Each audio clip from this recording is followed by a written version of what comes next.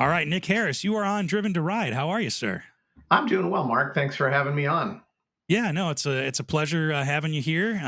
You have been in the motorcycle world for a long time, and not to spoil it, but a member of the an employee, I guess, too, of the American Motorcycling Association.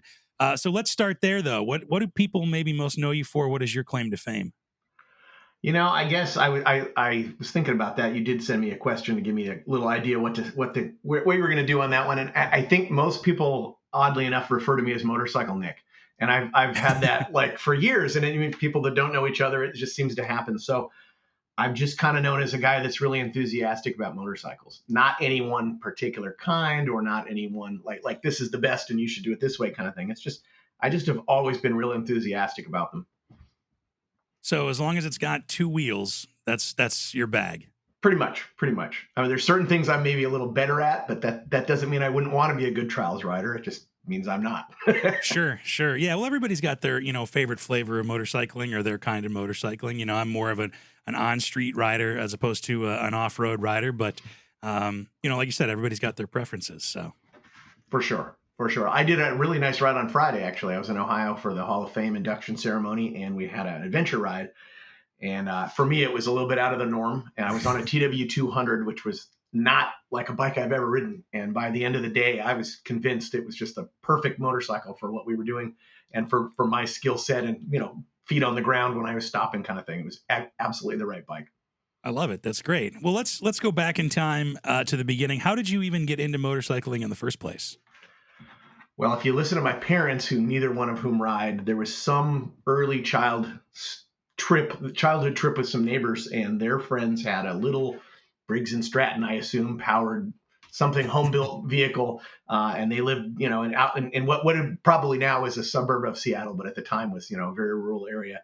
And they had a little field next door, and all the kids lined up to ride this thing. And the story was that I kept getting back in line over and over and over and over. And it was the first time I'd ever ridden anything like that. I don't remember any of the details about the vehicle itself, but they said by the end of the day, I was the last person in line. And so I just got to go ride it until I was done riding. And I don't know if that was another 10 minutes or another 2 hours.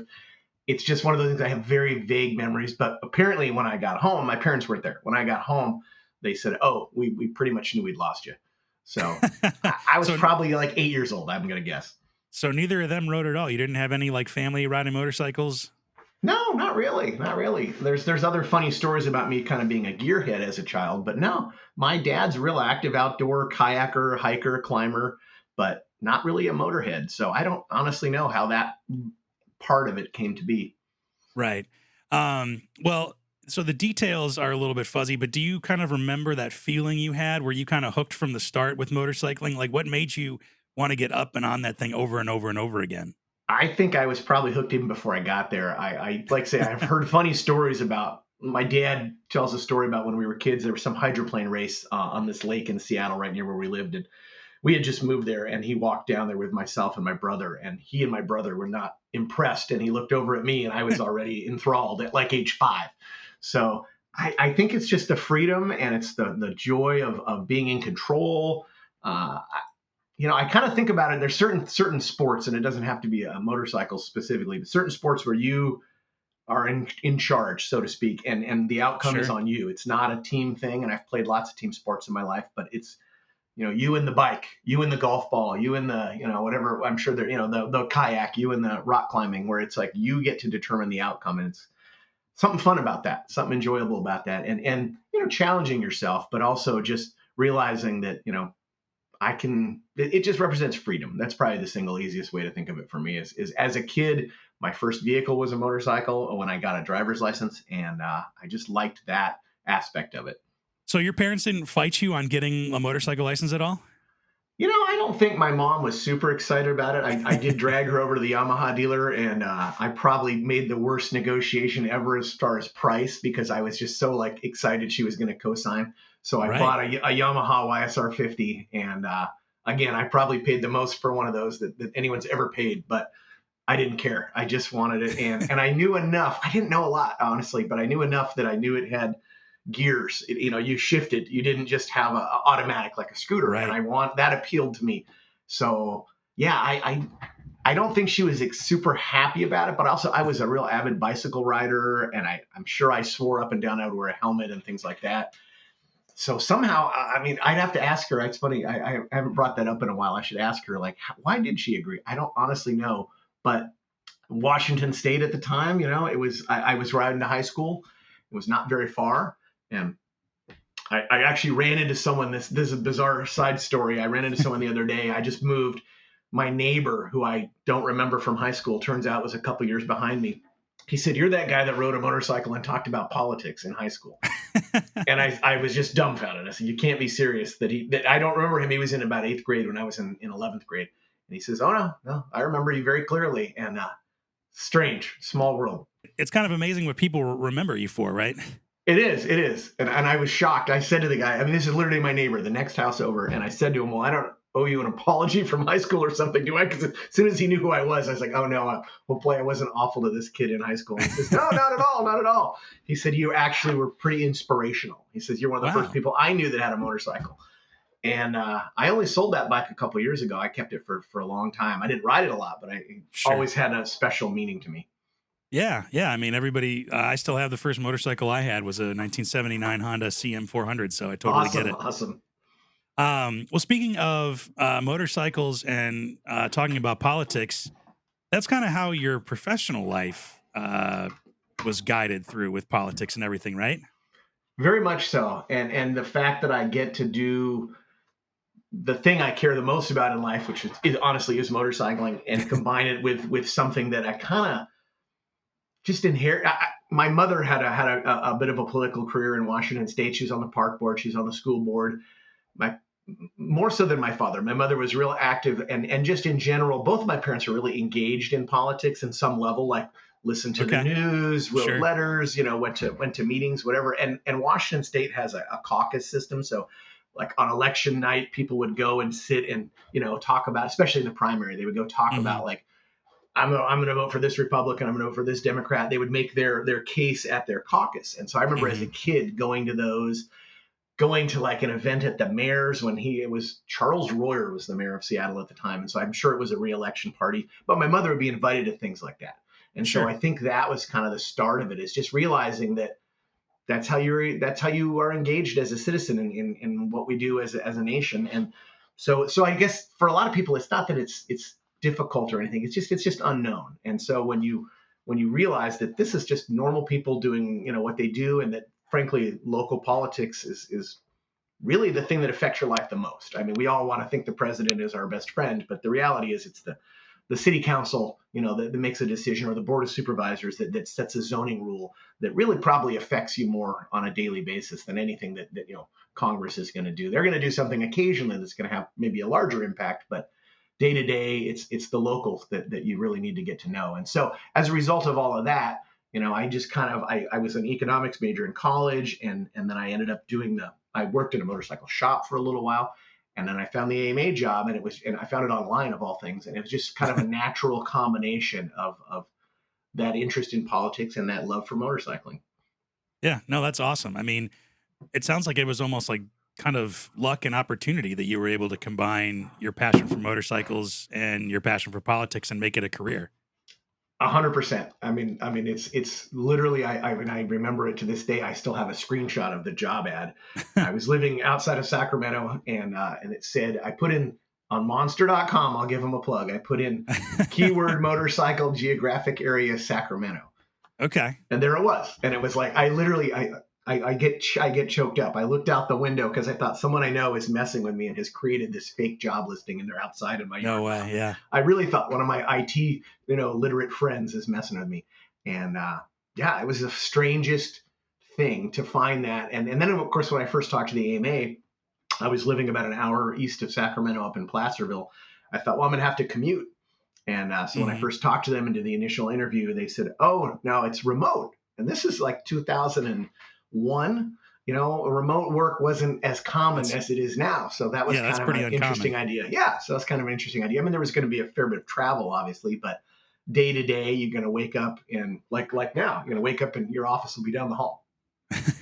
Yeah, that's not bad, especially back in the day. So when you say the AMA, obviously we're talking about the American Motorcycling Association.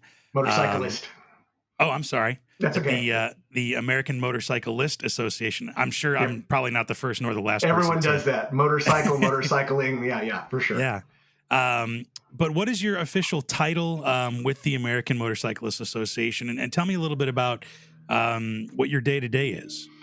Well, I'm the director of government relations these days, and so that basically means we have 6 of us currently in the department. We have 3 guys in the DC area, and we have a person in Ohio and a person in Denver, and then myself. And day to day, I mean, that it sounds funny, or maybe it sounds kind of. There is no average day, I guess is how to say it. Sure. So Sure. early in the year or late in the year, you start really looking at a lot of legislation.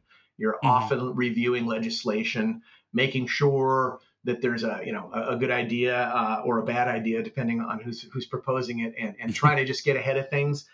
I will say that and this is true for a lot of stuff in politics. I mean, we don't necessarily run around wanting a politician to do something for us. We oftentimes want them to not do something for us. But if they're going to do it, if they've expressed interest, if we've got a relationship or we've been to an event and they know who we are, or a member calls us and says, "Hey, I was just at an event and I heard that they're going to do something, let's say a helmet law or lane splitting or an off-road related issue," we try to then engage with those folks and make sure that what they're going to propose makes sense, and I think sometimes there's a real honest intent on people's part to do something, but they don't necessarily know the ins and outs, or they don't realize that this very idea that they're proposing has been done 5 other times in 5 other states. And that doesn't mean you shouldn't do it. It just means, hey, there's some examples out there. So let's look and see what lessons can be learned from those previous attempts. And again, sometimes they're great ideas. Sometimes they're ideas that we really, really don't want to see go forward. So you just have to kind of play it by ear. But you don't also need to kind of set that relationship. I'm trying to think of the way to say it. You don't want to just burn the house down and make somebody feel Sure. stupid because their idea maybe wasn't something you liked. You want to and you want to educate those folks and get them to understand that, hey, as much as you think this is the solution, here's the potentially unforeseen issues. So Sure. as a result, I think a lot of times there is opportunities there to work with folks. And a lot of times, like I say, they have the best of intent. It's just making them understand that, what's the, and I mean, there's plenty of examples, but as far as that goes, it's just getting them to realize, we would like to see, lane filtering, lane splitting, etc. But Hmm. that's the other thing is I think there's sometimes there's a belief or there's a thought that I'm going to come, and especially when I was the California guy, now I'm back in Washington State, but as the California guy, if you ever want to kill a bill, you just said, well, in California we do this, and that Right. tended to make people not want to do it. But the reality was, there's a lot of lessons to be learned from some of the stuff we did, even if it was, the lesson was this was a bad idea. So getting folks to understand that, and then getting them to talk to maybe their counterparts. There's a gentleman in Utah, Representative Walt Brooks, and he's the one that ran the Utah lane filtering and splitting bill. He's Hmm. great. He's absolutely the perfect guy. Sadly enough, he's been rear-ended in traffic 3 times, but Oh, he's geez. so he's a real proponent of this, but he's also an elected official, and he's been really willing to be he's willing to talk to folks. If I have an elected person that I need him to talk to, he's willing to do it. And that's been really useful because frankly, he brings a certain credibility that, is a little, and his personal experience, being in traffic and being rear-ended, he brings a certain credibility to that maybe I don't have. I mean, thankfully I haven't been Yeah. rear-ended, but mostly it's just, he's really done it. And Utah has had very good success. And he and I joked when I first spoke with him, and they're not California. So it automatically kind of changed the discussion. And that's what I had been waiting for. I mean, California had it for a long time, but once Utah did it broadened it changed the dynamic a lot. And I know I'm kind of going on about one particular issue, but that was of the last few years, that's been the one that's been the most interesting. And there Sure. seems to be more and more of an appetite for it. We have 2 states in this last couple of months now that have passed legislation on the issue. So it's been Well, that's interesting to something see. that's important. I think is that in your job you mentioned, you were in California. You're originally from Seattle, so you've had experience in those 2 states. But you're kind of the government relations director for the Western states, correct? So you kind of have probably what a dozen states that you kind of work with and oversee. Well, I was initially for most of my time at AMA. I've been the Western States guy. These days, I'm the government relations director for the whole 50 states, And I also Okay. work on, so of course you've got 50 states. No, thankfully I don't, have to be in charge of all of them. So I have the gentleman in Denver. He deals with what we call the central states. And then we have a guy who's the eastern states rep who happens to be headquartered in DC. And then we also have two people in DC who are just full time, either working on federal issues or in some way supporting the rest of us. And then the person in Ohio, his name's Bob. I don't know why I keep calling them the people. The person in Ohio, Bob, he's our grassroots guy. So he does a lot of our day-to-day member outreach. And frankly, if you call the AMA and you want to talk to the government relations department, oftentimes Bob would be the first person you would talk to. And then he may decide, okay, this is best handled by, someone in DC or someone in Ohio, et cetera. So, Sure. so it's a mix of things like that. So yeah, as far as my job though, it is honestly helping the rest of these guys, and at the moment it is all guys, figure out like what's our response going to be to something, and kind of then. But I will say the nice thing is most of those folks are former staffers, so they understand, and it's been really good for me. They understand the other side of the desk, I guess is how I think of it. So if I come in as a constituent, they often have had experience as the staffer that has to help their boss, respond to this constituent request. So their perspective has been super valuable for us. Likewise, if a member calls and they have a question or they want to understand the process about how do you get legislation passed, Sure. These guys are great at that. And so that's been super helpful. They're also all riders, which is nice. I didn't want that to be a requirement, but it truly helps. I mean, they understand from a personal perspective, what folks are into and why this is important to them.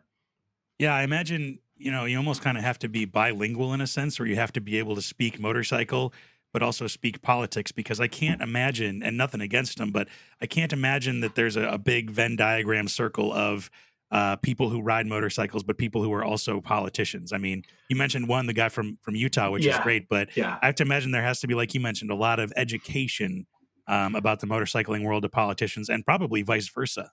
I would agree. I mean, there is, for the federal stuff, there's the Motorcycle Caucus, which we are really involved with. So those are, I guess you could say, the self-identified motorcyclists in Congress. Sure. But, of course, that's one example. You have 50 states and then, a number of other, regulatory agencies and et cetera. So finding the motorcyclist and all of that is definitely a challenge in some cases. How's the kind of motorcycle world and maybe the politics of motorcycle changed over your career? I mean, it's been, a couple of decades that you've been involved with the AMA. What are some changes that maybe you've seen, whether those are trends or issues that people are focused on, maybe some progress that you've made that you've been particularly proud of? Yeah, that's a good question. I think in the last, it's been 23 years now. I think in the last 23 years, I mean, number one, I already kind of touched on lane splitting, lane filtering. That's clearly, I'll say, the most current popular one. And maybe on some levels, it's some of the folks that have been really interested in that are I don't want to say exclusively, but oftentimes are younger riders. There's a lot of folks that are, and when I started, I guess the thing that people really focused on, and still to this day, there's always that perception that motorcyclists don't want to wear a helmet. And there's this big thing about how, I say this kind of in jest, but it's not totally untrue, is I have had the experience that whatever somebody identifies as being the most important issue in motorcycling, they're pretty sure I don't work on it. And if it's something they don't care about, they're pretty sure that's what I spend most of my day on. And it's just one of those funny things where, they may be right, but the odds are, it's not that. And the odds are that, what we're doing and what we're trying to accomplish is based on what we hear from members. It's based on what our surveys of members tell us is the most important thing to them. Or, in some cases, it's just plain reactionary. A bill is introduced and we then either need to, line up to support it or line up to defeat it or line up to get it amended in a way we can support. So it's not a one size fits all. But as far as the rest of it, I mean, in the last 23 years, right, the world has changed. The way you engage with politicians, the way you as a member of the public can participate in a meeting. You can do what we're doing. You can, we're thousands of miles apart, and yet we can have a conversation face to face. So that whole thing, I think, has made it really, really changed. I mean, the Zoom, Teams world that we all live in now is great. It's really useful for me. I mean, I still think it's important to sit down with folks and maybe get that initial meeting face to face if that's an option. But Sure. day to day, I don't have to fly to California to talk to the OHV Commission. I know those folks in a lot of cases, and in a lot of cases, they're probably happy with me being up in Washington State. But it's a good group and it's a good way to engage with them. Likewise, I'm on the California Motorcycle Safety Program Advisory Committee. I've been on that for, I'm gonna say 10 years now. It could be a Wow. little more, a little less, but I was real clear with them when I moved that I was leaving the state, and they said that they didn't mind. And so I'm able to continue to participate even though I'm up here. I was just appointed to the Washington State version of that. In fact, we had our first meeting 2 weeks ago. And that's the kind of thing that nowadays you can do. And I think it's really nice that members can, and riders in general can engage with agencies. And it's not, I hate to say it, but, asking somebody to put a couple hours of travel into something and then go to a meeting for a day and then travel back. That's a big ask for people. People have jobs, they have lives. So if you can carve out an hour or two of your time as opposed to a day, I think that it allows people to get really, engaged. The Washington State meetings are at night, which Hmm. for someone like me that is, paid to do this, that's fine. But for a lot of folks, that's the only way they're going to get to do it. So it's really nice to see that. Yeah, sounds like the accessibility has really improved over the years. Exactly. Exactly. What's been something that's been really fulfilling for you, or maybe the most fulfilling part of your job? Gosh, that's a good question too. I think honestly, and I keep saying honestly, which probably means I'm lying, right? No, I think that there's been a couple of examples of people I know that have gotten involved, and you see someone who shows up and they have a lot of passion and they really want to do something and they don't necessarily understand all the steps involved, Sure. and sometimes that's really good. Sometimes it's nice to think, oh, this person has kind of a long road ahead of them, but they're not discouraged by that. They don't know that necessarily, and so it's kind of neat to see that. But as far as like individual things, there's I feel like I keep going back to it, but the lane split and lane filtering thing, not because it in and of itself, I'm a big proponent of it. I very much liked living in California where I could do it, but seeing people get engaged, seeing the success, seeing people understand, seeing the motorcycle community understand that you don't have to do this. And in some ways, it's Right. kind of funny because it's a lot like the argument that the people that wanted a choice as far as wearing a helmet would make. You can Hmm. still wear a helmet. I've ridden in a lot of states where a helmet was an option. I was just in Ohio on Friday. Helmet is an Yeah. option. I wore one. So if you're in California or Utah or Arizona or Montana or Colorado and soon Minnesota, and you don't want a lane filter or you don't want a lane split, you don't have to. It's simply another option for folks to do. And so I think that's been kind of a neat thing to realize and to get people to start talking about, is just because I'm advocating as a rider for something that you don't necessarily agree with, that's not a reason to not support it. And likewise with the off-road side, you see lots of stuff on the off-road side, and I've had people tell me, well, I don't ride off-road, or I Mm. don't ride in that particular spot. And it's like, well, I said to somebody one time there was an issue where this area was threatened with closure, and I said, well, the people that ride in that place are going to come ride in the place you like to ride if it gets closed. And Gotcha. Yeah. there was honestly like this pause, and the guy said, yeah, that's a good point. And it's like, so I think we all collectively need to realize that, motorcycling, as much as important it is to you and to I and to a lot of folks, we're a small group. And then if we look for reasons to divide ourselves within our small group, we're not going to have a lot of success, and we're not going to have a real big, bright future for ourselves. So I think we need to realize that, the person that commutes to work every day versus the person that goes out and rides cross country, or the person that goes and rides a dirt bike on the weekend, all of us collectively are still, on the same team, and I think Right. that's important. Yeah, 100%. I think, and you bring up kind of an interesting point, is that just because there's something that's being proposed, like lane splitting or lane filtering, it's an option. It's not necessarily a requirement. And I think maybe people forget about that that's an option. And then there's the freedom of choice, which is, a cornerstone of America. But I think that's as far as I'll go on the politics side of things.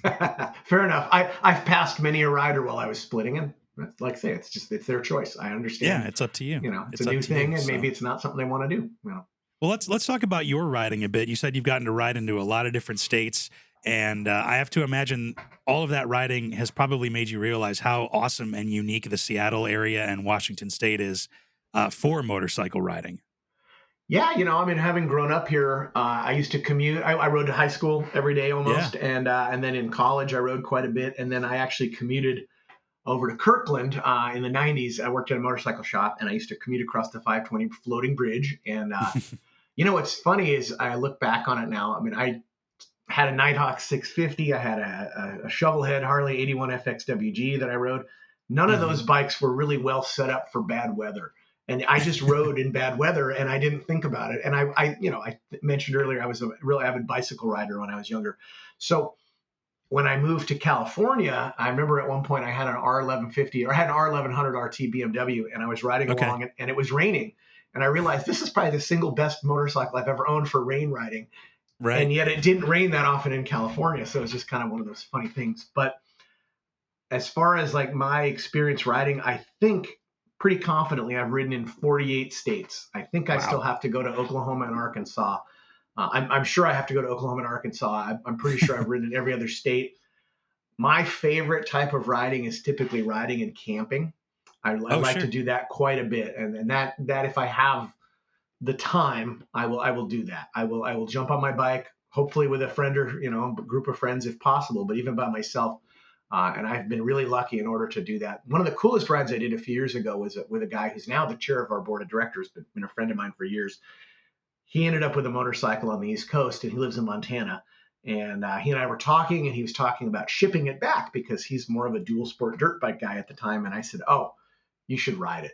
I mean, in my mind, it was the perfect opportunity. The bike's in Yeah. There's no Virginia, better you way to live in get to know it. Montana, and I said riding across the country and back. That's a lot. That's a lot of time. That's a commitment. I said, but a one-way ride, that's perfect. And Right. so, long story long, he ended up finding a second bike for sale. He had another friend that was going to go with him. It didn't work out. That guy, something changed in his schedule. He was unavailable.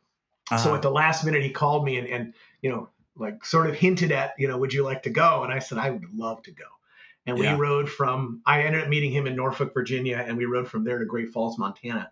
And Wow. it was a wonderful ride. I mean, and we didn't camp. At the time, he wasn't really a big camper. And frankly, the bikes we had an SD 650 and I think it was an R1100 RS BMW.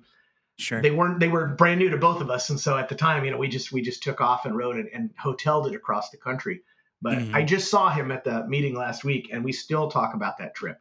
It was Oh, I such a bet. fun trip and engaging with. I'm obviously rather talkative. I enjoy talking to people on the road, at the gas station or at the restaurants and things like that. And I found that kind of stuff is just thrilling. And it was also really the wrong time of year. It was very early spring. So we Oh, were wow. keeping an Okay. eye on the weather the whole time. We had heated Sure. gear, thankfully, but we did stop and see a friend of ours in Iowa, and that was very useful just to get a night off the road. And it's always nice to get to someone's house and just take a break, maybe do some laundry, things like that. Yeah. The But little creature comforts of feeling at home are kind of nice on a exactly, longer trip. exactly. And I think you don't really, you take them for granted after a while. And then you realize when you're on the road, it's like, there's nothing better than someone inviting you home for dinner. It Oh, really yeah. is a whole different thing than sitting in a restaurant. Even though I, love to cook by the campfire and things, it's nice to spend a little time at home, sitting on the couch watching TV. Right. Yeah. I heard that you are a big fan of some of long distance cross country rides, though. It's probably not your first one that you've done. Not at all. Not at all. I think the first one I did, I really wanted a BMW R1150 RT, and I just couldn't make it happen when they came out.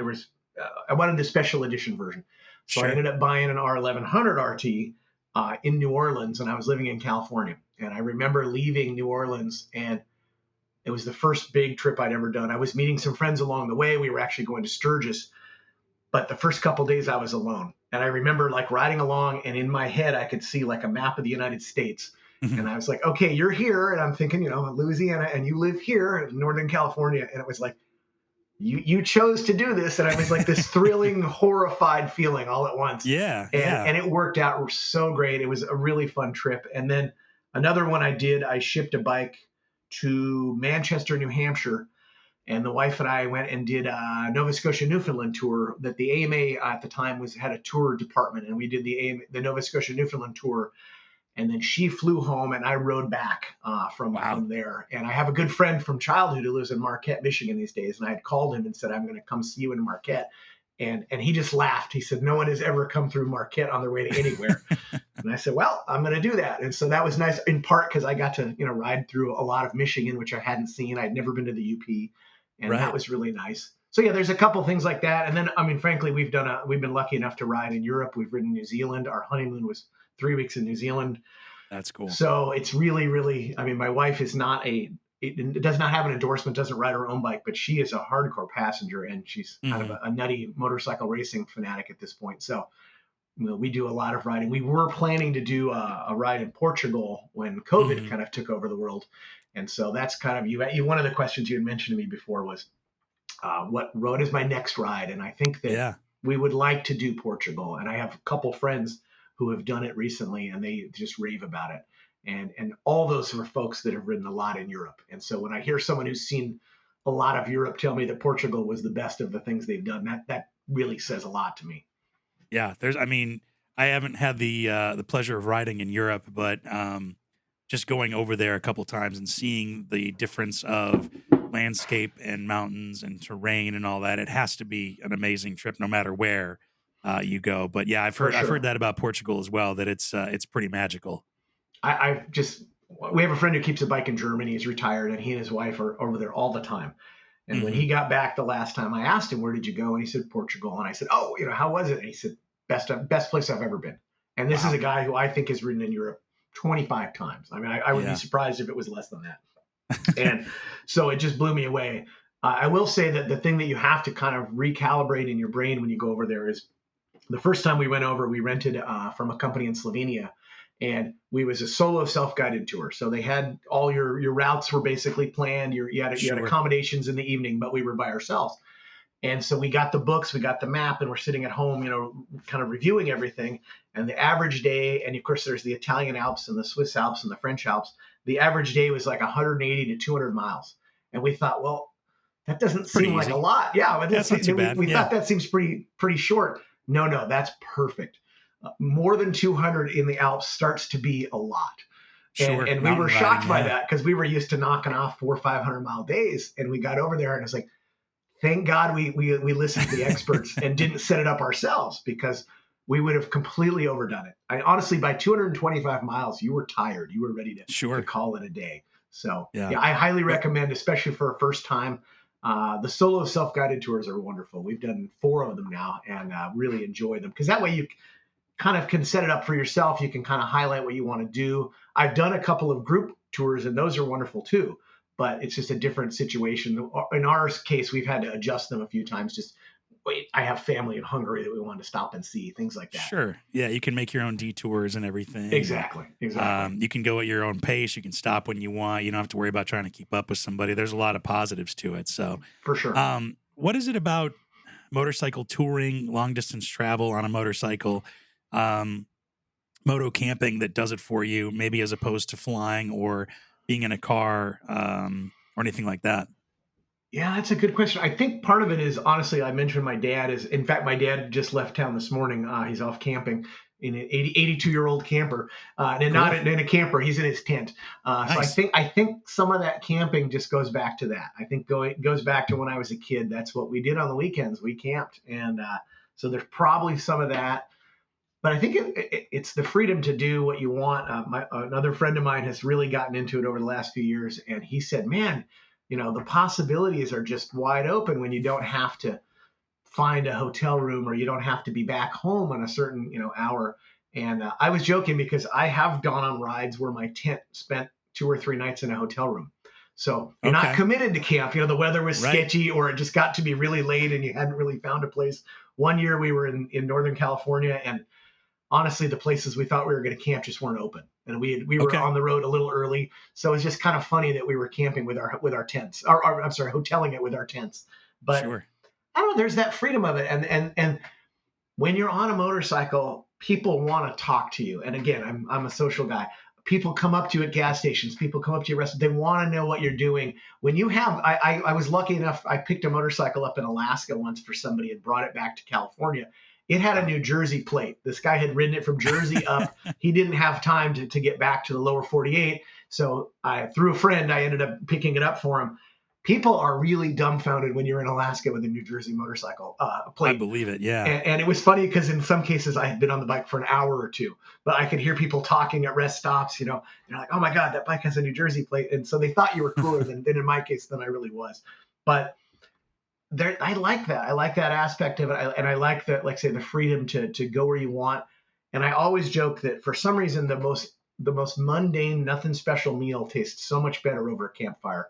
You can sit there and have cocktail weenies and a bottle of water for dinner, and it's just spectacular. And it's that fun and the shared experience. I've got as far as leaving California about 2.5 years ago, I did it for all the right reasons. I'm really happy to be up here near my parents. But I had a core group of people I rode with over the last 20 years. There's about 5 guys, and we did a lot of riding together. Not necessarily all of us at the same time, but, a couple of us would always manage to put together a few days and go for a ride. And having that core group of folks you ride with is a fun experience. And that's another thing that happened to me a few years ago is a friend of mine suggested we get communicators for our helmets. And I was kind of opposed to the idea, frankly. And once we did it, I really enjoyed the camaraderie, the ability to tell somebody, "Hey, I'm going to stop here. I'm going to take a look. I need gas," whatever. It changed it. It's a whole new aspect. And when we were riding on Friday, it was the first time I've ridden where we had the mesh system. So even though my communicator is an older version, I was able to pair in with one person, and then I was able to use the mesh system. It was great. Even if you're just telling bad stories and dirty jokes while you're riding along, it's just another fun aspect. Or someone sees it could be there's a deer up ahead, there's a pothole, whatever. Yeah. It's a really nice aspect of that, and I had never. I think those things were probably out for 15 years before I tried one, and I really liked them. And frankly, taking a phone call is always kind of funny too.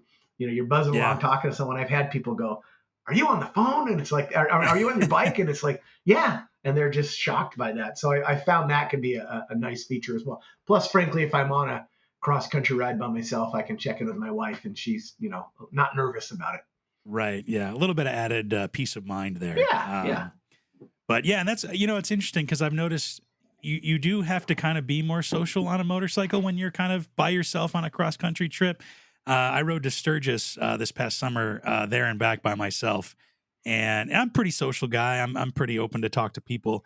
But I found you stop at a gas station, you go inside, take a break or something, and people just start to talk to you. You're kind of more exposed to the world. You're a little more open to the world. And I think that does does a favor to yourself. It really shows you how most people are kind and interested in what you're doing and friendly. I think in a car, there is that little bit of extra insulation from the world. And I think that's stripped away on a motorcycle.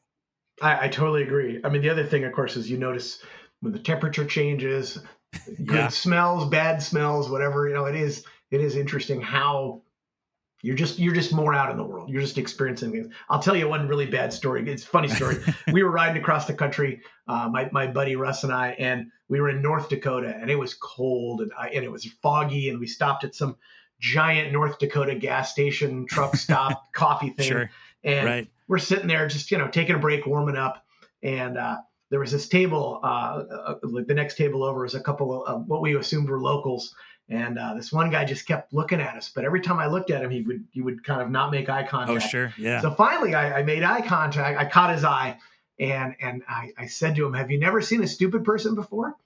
And he just stood up and walked over and set his coffee cup on our table and sat down. And he said, "I saw the Virginia plate on the motorcycle. What are you doing?" And you could just tell. Right. But he just couldn't bring himself to say it. But he was clearly like aghast at what he was seeing. So it's like, "What are you doing?" It was April, in North Dakota. And didn't want to be rude. Didn't want to be rude. But it was so funny because I just read his mind. "Have you never seen a stupid person before?" And he just clearly agreed that these were stupid people he was witnessing. So, but yeah, that was the funny thing because he was a super great guy, really nice, wanted to know what we were doing, where we were going, but you had to kind of break the ice with him. But you're right. I think there's an approachability.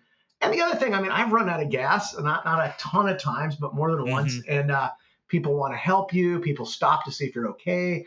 I stopped. In fact, about a month ago, I stopped and helped a guy who was out of gas. And I was funny because I was riding my Goldwing, and my wife was on the back. We were now 5 miles, 10 miles from where we live now. and there was a guy on the side of the road, and I realized, something's going on. So I turned around, came back, and I said, "Are you out of gas?" And he says, "Yeah." And he was an older bike. I said, "You check the petcock?" He said, "Yeah, it's on reserve." So I said, "Well, if we're lucky, I have a siphon hose, because I know I carry one, but it might be on my other bike." And I opened the saddlebag, and it was there. And it was just a little cheap, Harbor Freight siphon hose with a pump that I've had for years. And he was like, "I'm going to buy one of those." And I was like, "Yeah." So that's another thing I've always enjoyed, is anytime you can help somebody out like that. I mean, it was 2 miles to the gas station. I followed him down there, and all was well. But that's neat. But I've had people do that for me. And it's a nice thing. Just that's that common. People care about each other. At the end of the day, I think most people are good people, and I think most people really do want to help each other. The time when I ran out of gas in kind of central California, a friend of mine went off to find fuel. I think I had 4 different cars stop in a 20-minute time, just check. And I also find when you're out in the maybe more rural areas, people tend to do that a little more. Maybe it's because they know you're a little ways from town. I ran out of gas in the Yukon, and same thing. First car that came by, and these guys took me to the gas station, which was a few miles. I bought a gas can. They brought me back to the bike. And it was just very nice of them to do it. So I try to return the favor. Hopefully, I don't see people out of gas, but when I do, I try to help them out. Yeah. Well, I have to imagine Alaska's got to be like, a whole nother animal just compared to the lower 48, It is, and this was the Yukon, so it's even more. It was definitely the boonies. I was on my way to, I think it was Wolf Creek, and I was trying to make this run, and the bike I was on was a 1500 Goldwing, and it had a low fuel light, which I was counting on. Turned out the low fuel light was not consistent on that bike. So I was kind of thinking, okay, when the light comes on, I'll back off a little bit and try to get better mileage, but the light didn't come on. That's unfortunate, but like you said, having the kindness of strangers, and I imagine in Alaska, everybody's probably run out of gas. Everybody, like you said, realizes it's a few miles to town, so they're a little more apt to help each other out. It was funny because we went in the gas station, which was just your average 7-Eleven, Circle K like gas. They had a wall of gas. They had a wall of gas cans. So clearly, this was a common product that they were doing well selling. Yeah. Well, that kind of leads me to another question about camping and motocamping. Any through your decades of experience with just camping in general and motocamping, what are some tips you got? Maybe good lessons you've learned for people who maybe have never tried motocamping.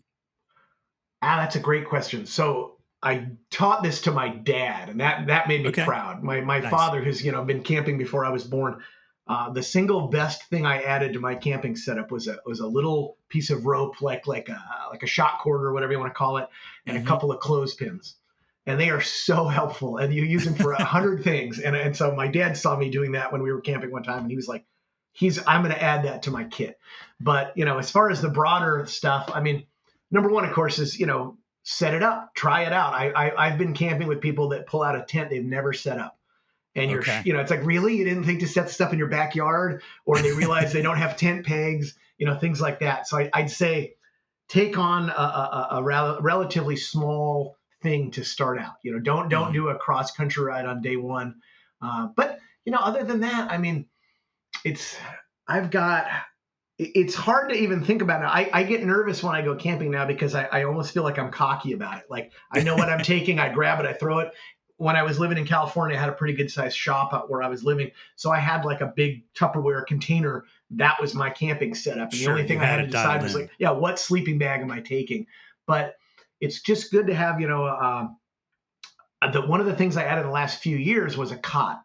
And there was a really nice cot that, again, my dad showed up. He had a cot, and that kind of opened my eyes to the idea. So I got a cot. They make small little cots that break down to, I mean, literally like about 14 inches, in a stuffed sack. Super, super nice. Really changes kind of the experience. I did buy a Kermit chair, or I should say my wife bought me a Kermit chair a few years ago. Yeah. Really nice to have a chair at the end of the day. A headlamp is another really nice, useful thing because then your hands are free. You end up cooking or setting up your tent by candlelight, so to speak. That's really helpful. It's always good to have a couple of, little cans of food. So if you don't, manage to, I typically like to stop and have a meal somewhere near the end of the day and then just go to camp. But, sometimes that's just not going to work out. So that kind of stuff. And then, I do carry a ground cloth. Trying to think of anything else. Oh, I also carry a little tiny hatchet, and it's Okay. useful for so many things. You can put tent pegs in with it. You can obviously split kindling, things like that. But I will say, spend a fair bit of time on the AeroStitch website and look and see what they sell, because Andy has figured a lot of this stuff out. So I think that's a very helpful way. And then, of course, again, we were talking earlier. I mean, nowadays you can go on YouTube. There's a channel for everything. So there are Mm-hmm. people that really that enjoy sharing their knowledge, and maybe you're Sure. better at explaining it than I am. And they will show you what to do. But the big thing, I think, is to not try to do a cross country ride on your first thing, and go for a night, go for 2 nights, and just see what's going on. I did have a friend one time who called me up. He was going on his first big trip, and he was nervous, and he kept calling me and Sure. asking Yeah. questions. And finally I said to him, there's a Walmart every 100 yards in this country. Like no matter what you forget, someone will probably sell it to you. And he Sure. said that Yeah. was the single best thing that anyone had said to him as far as that goes. It's like, have the confidence that short of a prescription or a pair of glasses like myself, you'll probably be able to find whatever it is you need on the road. So, because inevitably I've done things like one time I was on the road and I realized I'd forgotten a toothbrush. And another time I was on the road and I was probably like an hour and a half in, and I realized I'd forgotten a sleeping bag. Oh, And geez. Okay. I Yeah. stopped at a Big Five and bought a cheap sleeping bag. It was the middle of the summer. I didn't need a 0-degree bag, but I was just Yeah. riding Yeah. along, kind of doing an inventory, and I was like, oh God, I don't have a sleeping bag. How did I Yeah. forget a sleeping bag? Yeah. And then Yeah. I also like earplugs. I should say I Oh, ride sure. with Yeah. earplugs, and I find sometimes at night it can be really nice if it's a noisy spot. There's a place I like to camp near Mount Shasta, and there's a train that goes by it, and it inevitably goes by at 2 a.m. So it's nice to have earplugs. Sure. And it sounds like you really learn how to camp just by doing it, and you pick up Totally. lessons as you go. Totally. I could probably look on my phone. There's probably a list I have somewhere. I used to have one for sure. And just as you think of things, or when you get home from a trip, that's the time to go, Oh, yeah. I you know could have what I really should used have, what I this. forgot, or what was really helpful, is, and then, rely on other riders. There's plenty of people that will, tell you, Yeah. I have to imagine that self-reliance is kind of, like you mentioned at the beginning, is like there's a freedom to it. You can do what you want. You have everything you need, nothing you don't. You can really just enjoy the trip that way. For sure, for sure. And then, it also is good to have. I've never had this experience, but I've heard it enough times. Is you carry certain tools that maybe you don't know how to use very well, like a Oh, okay. multimeter. So Sure. you carry a multimeter, not because you're going to figure out how to use a multimeter, but you may run into someone who knows how to use a multimeter. But if you have it, then you can troubleshoot. If you have an electrical problem, things like that. And I do enjoy that part as well, as carrying tools and just having the ability to keep yourself moving is nice. I have a tire plug kit, things like that. And again, that's the AeroStitch catalog. For me, it's like I'll go there and look and just see what are they selling, and Right. it gives you some good ideas. Yeah. Plus, and if you bring it with, there's pretty much a good chance you're not going to need it. But if you don't bring it with, that's when you actually need it. Like that's why I usually always bring a rain suit, even if the weather calls for sunny weather, and I always bring a tire patch kit because as long as I have it, I'm never going to need it. Exactly. I handed somebody a Master Link one time. Their chain had obviously broken, and Sure. and I was riding a bike with a shaft, and he looked at me Okay. and he's like, "Why do you have a Master Link?" And I said, for moments like this, and Right. luckily he had figured it out before there was a catastrophic failure, but he had lost, part of his master link. And I also had, I think it was a 520 chain. So luckily I had the right Oh, wow. link for Yeah. his chain, but I also one time in Montana I had an SV 650, and the chain, I had a friend of mine was riding it, and I should have never let him leave the house on the bike. It was totally my fault. We rode from California to Great Falls, and on the way back, the chain was just done. And I Mm. knew this before we left, and I had adjusted it. We'd spent a couple days in Great Falls. I should have taken that time to Sure. get a new chain. So anyway, we ended up at a dealership in Missoula, and the guy said, "Oh, I've got a chain for that bike, but it's 100. I remember clearly, it's 130 link, and that Wow. bike needs a 120 link chain." And he didn't. His mechanic wasn't there. It was like a Saturday afternoon. And I said, Sure. "Oh, I've got a chain breaker under the seat. I had a Motion Pro chain breaker." And the guy just looked at me like I was nuts. And I was like, "I'm not, 2,000 miles from home without tools." So we sat on Right. the curb and we cut 10 links out of the chain and put it together, and off we went. But I was so happy. That chain breaker had been under that seat for years. I had never used it. And I even went back in the stock. He had these relatively cheap chains. I went back inside and bought another one. Said, There you go. just sell me another one. And we stuck it under the seat. It was under the seat of that bike when I sold the bike, Oh, wow. Yeah. It's like, Well, might as well have it, I think the lesson from that is you can't be too prepared when you go out on a motorcycle trip. So Agreed. And nowadays I hear guys talk about using like the Amazon little locker boxes. Oh, sure. I've yet to use one, but I've seen that where guys do that. And that's a neat option. So, there's always something to learn. I saw a guy one time doing that at a 7-Eleven near my house, and he was clearly on a motorcycle trip. And I was like, what's going on? He says, I honestly don't remember what he was buying, but he had it drop shipped like 2 days down the road. And I follow a Trans-America Trail group on Facebook, and that seems to be a pretty common suggestion you see. And I never would have thought of that. So it's kind of a neat idea. Put that in the back pocket. Well, yep. Last thing, Nick, before I let you go, just to go back to the AMA, how does somebody get some more info about the AMA? How do they maybe become a member, learn more about you, connect with you? How do they do that? Well, I mean, number one, of course, go to the American Motorcyclist website and take a look there. It's very self-explanatory. I mean, it's AmericanMotorcyclist.com. As we talked about before, I mean, there's going to be something there that's going to speak to the type of riding that you care about. And so I think that's probably step one, is to go look. Do you want to compete? Do you want to, go to, do a local ride, et cetera, or do you just want more information? One of the new things we have, I say new, we had for years a state law guide. And over the years, when they redid the website one time, it was not included. And so we decided about a year ago, this needs to be brought back. So we now have literally just updated and put it back up. So that's a really useful for traveling purposes. That's very useful. And so go on there, take a look. They usually have access to some of the latest magazines, and that's been a real popular thing these days. A lot of folks like the magazines. This year, being our 100th anniversary, every month has been a 10-year, look back. And so that's been really cool. So if you want to know the history of the AMA, you want to go back to a certain era, you want to look at different things we've worked on, that's really, really been a very popular feature. And I give the communications department a lot of credit for that. So that's been neat. But honestly, there's sections for discounts on different vendors. You can see who supports the museum, the Hall of Fame. We just had the Hall of Fame induction ceremony last week. I really, really enjoyed it. I'll say one of my mentors, Rob Razor, who was the president of the AMA when I started, he was inducted last Thursday. Matt Mladen was there, and I was always a Mladen fan. You talked about being mostly a street guy. I was mostly a street guy myself, especially back then.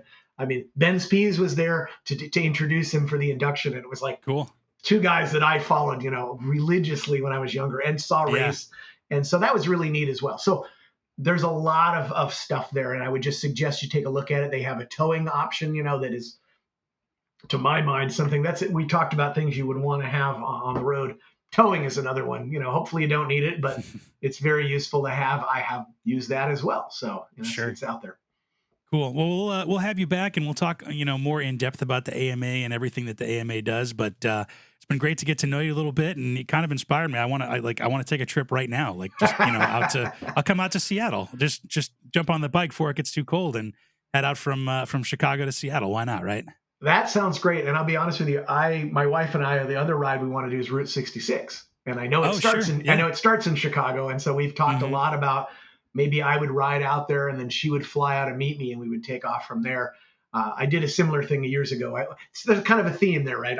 I've done that. I've ridden somewhere, then she flies in, or we ride somewhere, and then she flies home because she's I love it. Got to get back. So I would love to do Route 66, and I know Chicago is the starting point.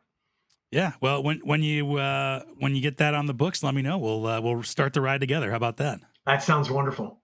So cool. Well, thank you, Nick, so much for your time, and we'll talk to you again. Thank you, Mark. Appreciate you having me on. Yeah, talk soon.